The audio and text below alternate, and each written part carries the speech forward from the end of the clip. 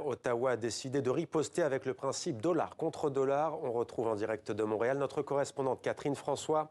Bonjour Catherine, quelles sont les réactions au Canada à ces tarifs douaniers américains ?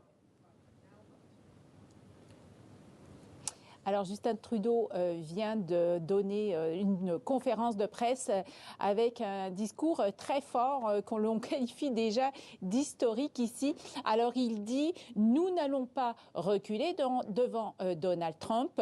Il dit également que cette décision de Donald Trump de déclencher cette guerre commerciale avec le Canada, eh bien c'est une décision stupide. Le Canada va donc riposter en imposant des droits de douane de 25% également à 30 milliards de dollars de produits américains dans un premier temps, et puis après, ça sera 155 milliards de dollars de produits américains.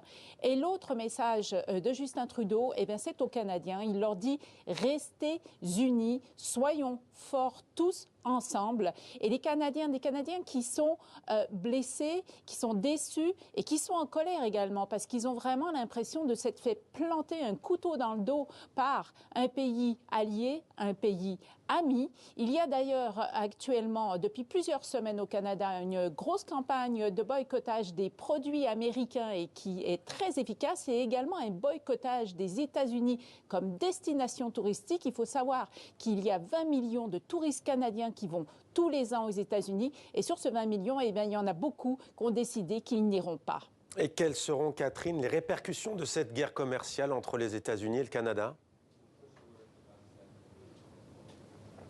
Ça va être majeur, Mohamed. Déjà, bien sûr, au niveau des prix, la hausse des prix, que ce soit au Canada ou aux États-Unis, cette guerre commerciale, tarif contre tarif, ça va faire en sorte que les prix vont augmenter et donc les consommateurs vont devoir payer plus cher, et ça va alimenter l'inflation, aussi bien aux États-Unis qu'au Canada. Et puis, il va y avoir aussi des pertes d'emplois. C'est quasiment assuré. Du côté du Canada, par exemple, rien qu'au Québec, on estime que si cette guerre commerciale se poursuit pour les prochains mois, il va y avoir 160 000 emplois qui vont être supprimés.